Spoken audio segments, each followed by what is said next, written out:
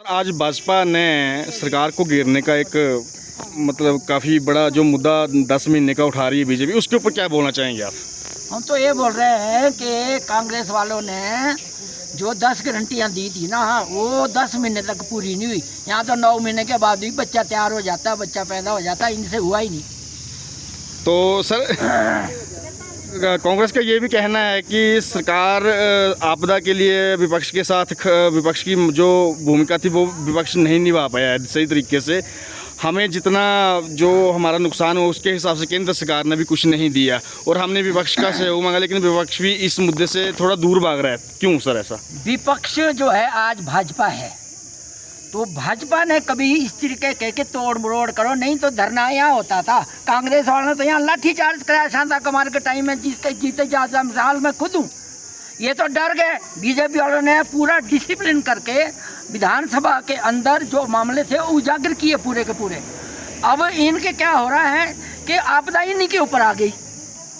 ये बोल रहे हैं पैसा नहीं आ रहा, पैसा नहीं आ रहा, बथेरा पैसा आ रहा है, इम्प्लीमेंट कहाँ हो रहा है? कुछ नहीं हो रहा है। ये सब गप्पोर शंख है, झूठ बोल के इन्होंने अपनी सरकार ला करके चला दी।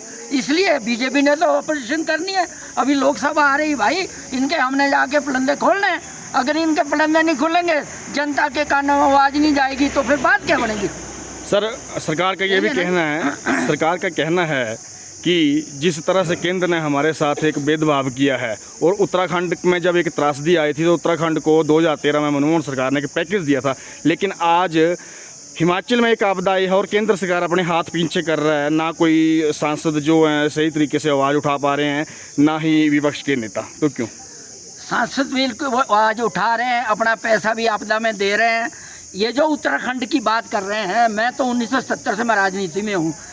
जब डबल इंजन की सरकार की बात आती है तो उत्तराखंड में डबल इंजन की सरकार, जब दिल्ली में भी और वहाँ भी, तो भाई अपना तो पहले देखना है। घर से रोटी खा के जाओ तो बाहर भी मिलती है। अब ऐसे थोड़ी नहीं इनके कहने से सब कुछ हो जाएगा। ये होगा मेरिट के आधार पे। मेरिट के आधार में सर्वे के बाद जितनी रिपोर्टिंग हुई है उसके आधार पर पैसा आ रहा है। तो सुक्खू जी बोल रहे हैं कि अगर केंद्र हमारी हेल्प नहीं करेगा तो हम अपनी तरफ से ही एक आपदा। जी अब सुख में है ना, और जब जाके लोगों ने घसे देने तो दुख में आ जाएंगे अपने आप। ठीक है सर। तो बरागटा जी आज आप भी आए हैं और कार्यकर्ताओं के साथ आए हैं और प्रदेश का 10 महीने का जो कार्यकाल है उसके ऊपर आज विधानसभा का घेराव भाजपा कर रही है। तो ऐसा क्या लगा भाजपा को कि अब घेराव करने की ज़रूरत आ गई है हमें? देखिए, प्रजातंत्र में अपनी आवाज़ उठाना ये एक बहुत महत्वपूर्ण विषय है। अब आप लगातार देख रहे हैं, जब से सरकार आई है हम इश्यूज़ उठा रहे हैं, चाहे विधानसभा के अंदर, चाहे जयराम ठाकुर जी, चाहे हम लोग जो हम बाहर हैं विधानसभा से, हम लगातार लोगों की परेशानियों को करके आ रहे हैं। हाँ, बहुत बड़ी बात है कि जो जिस तरह का घेराव आज हम कर रहे हैं विधानसभा का या प्रदर्शन कर रहे हैं, यूजुअली ये चौथे साल में होता है। ऐसा क्या हुआ कि हमारे को ये फर्स्ट 10 मंथ्स में करना पड़ा? देखिए, मैं इस बात को फिर दोहरा रहा हूँ और इस मीडिया इंटरेक्शन में मैं इसको हमेशा बोलता हूँ। 10 गारंटियाँ जो कांग्रेस पार्टी ने दी थी, जो झूठ बोलकर उन्होंने सत्ता को काबिज किया था, आज as a fundamental opposition party Bharatiya Janata party, हमारा पूरा हक है, फंडामेंटल राइट बनता है कि हम अपनी चीज़ों को अपनी आवाज़ें उठाएं। जैसे मैं आपको अपने क्षेत्र की बात करूं, 10 मुद्दों पे मैं नहीं जा रहा। हमारा एक इन्होंने गारंटी दी थी कि सेब के जो बागवान हैं वो तय करेंगे अपने फलों की कीमत। उस पर क्या हुआ?